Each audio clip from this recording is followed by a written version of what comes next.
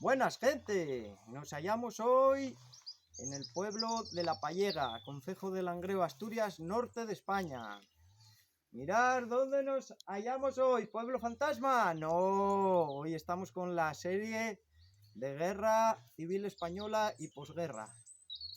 Estamos ante la casa de Constantino Zapico González, alias el Bóger.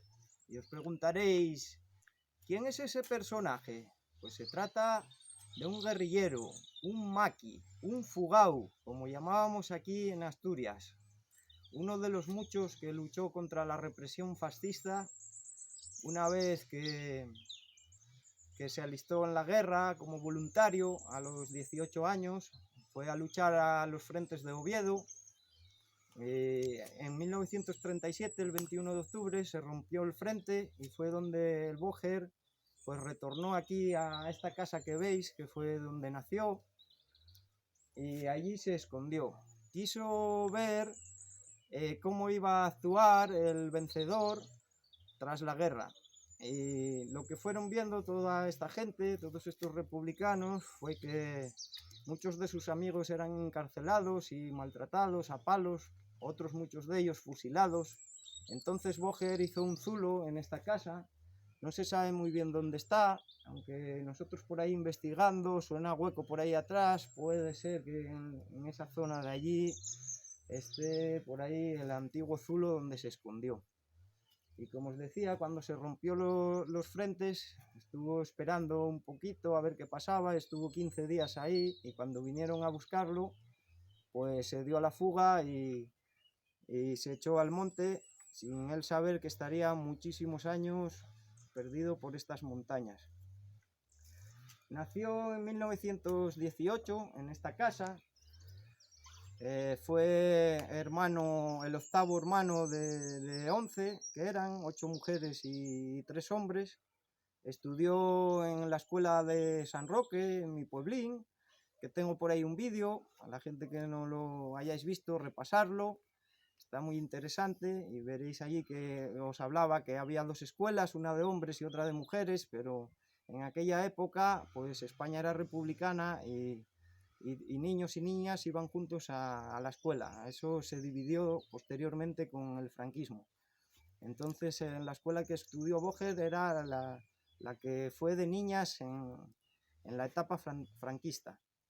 Llegó a ser picador en el Pozo Samuño, aquí en nuestro valle, con 18 años. Fue uno de los primeros trabajadores que probó los martillos de arranque que se utilizan en los pozos y en las chimeneas.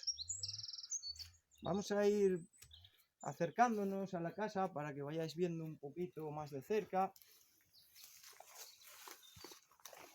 Típica casa de corredor asturiana, como veis, está todo en ruina, todo cayendo.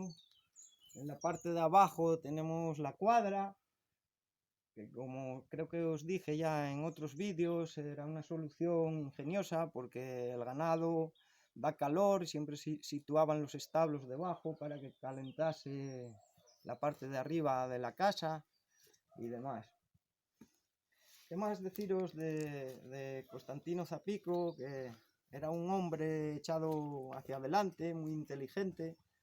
Después de su trabajo en la mina, combinaba la dura tarea de cortar madera, llegó a formar una sociedad maderera. Por la noche iba a la escuela y estudiaba. Se decía que era un alumno aventajado, muy inteligente.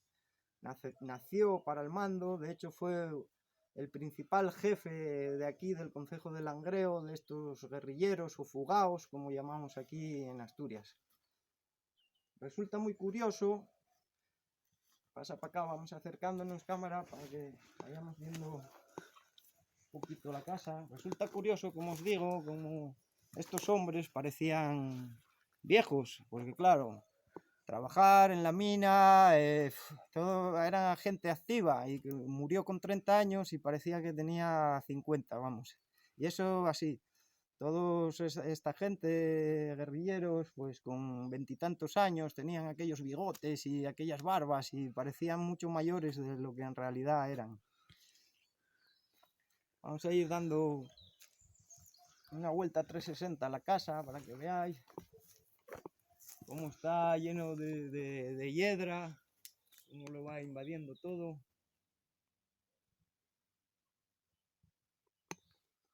Y como os digo, fue uno de los grandes jefes de aquí de Langreo, junto con Onofre García, que fue el principal jefe de la zona de San Martín de Rey Aurelio, o los hermanos Casigales, que eran los jefes de la Viana.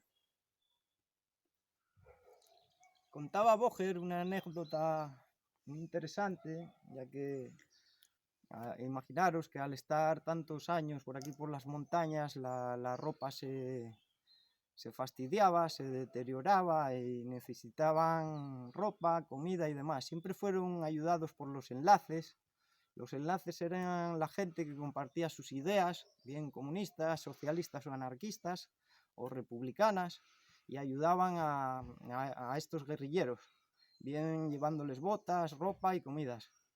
Y contaba Boger que un día, pues, fueron a Gijón a asaltar un almacén de telas y allí los sorprendieron y se abrieron paso a tiros. Él consiguió ver un caballo atado a una casa y montó a caballo y pudo ir despistando a la Guardia Civil y ahí los burló y se pudo escapar. Es una anécdota muy interesante. Vamos por aquí para que vayáis viendo.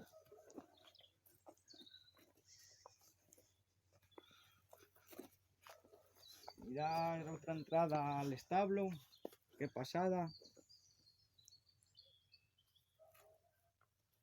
Mirad las montañas, qué vista teníamos aquí, cómo dominaba todo. ¿Veis ahí al fondo la sierra de Peñamayor? Todos estos montes fueron pateados y repateados por todos estos fugados que hablamos. Boger no solo estuvo en estas montañas asturianas, sino también en las de León y las de Santander, buscando apoyo de otros compañeros que compartían los mismos ideales. Vamos un poco más.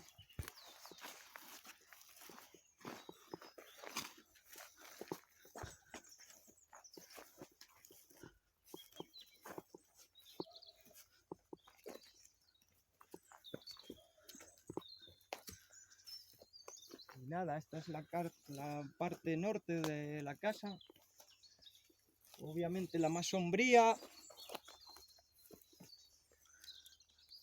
Mirad, ahí había una especie de antiguo establo, parece ser, o algo así.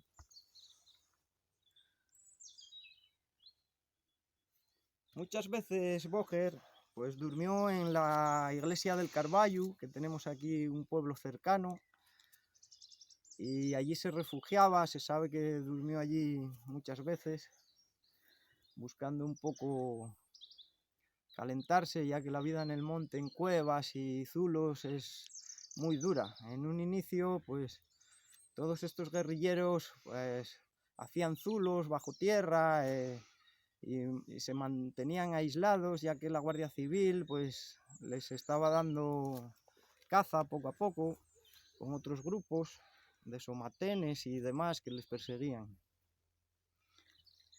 Vamos un poco más.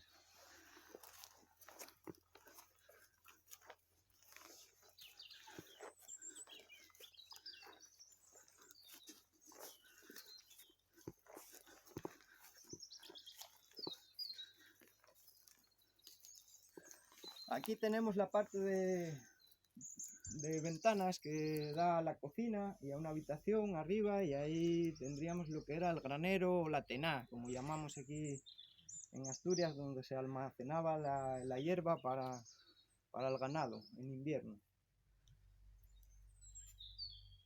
Y nada, ¿qué más deciros? Boger murió en 1948 en una ingeniosa redada allá en los montes de Sant'Umiliano, aquí próximos, donde un guardia civil muy ingenioso, Robert Naranjo, se infiltró en la guerrilla y pudo desarticular toda la trama que tenían a cambio de unas armas. Pero esa es otra historia muy interesante que os contaré en otro vídeo, cómo cayeron el Boger y los suyos, así como el jefe de San Martín, Onofre, y Manolo Casigal de la Viana. Vamos un poco más.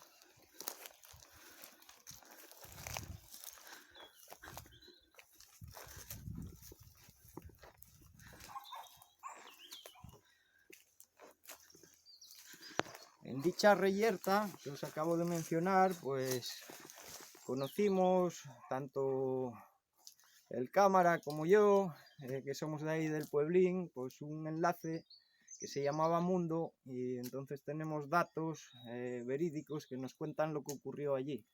Además de que siempre me documento a través de libros y a través de la historia, que como sabéis me gusta mucho.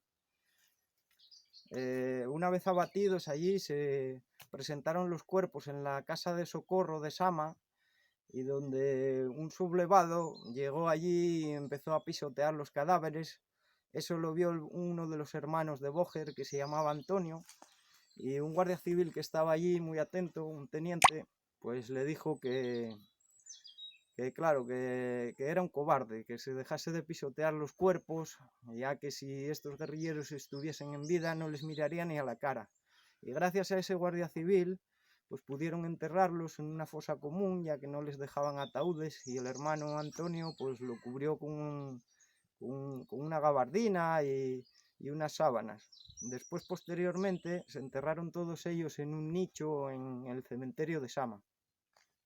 Pero bueno, esa historia de la redada ya os la contaré en siguientes vídeos. Y aquí en esta zona donde estamos, mirad, suena hueco y pensamos que pudiera ser donde se hallaba el zulo que escondió a Boger en los inicios de la guerrilla. Y nada, gente, con esto os voy a dejar. Estáis como siempre con Ciro78. Espero que os haya gustado y hasta próximos vídeos.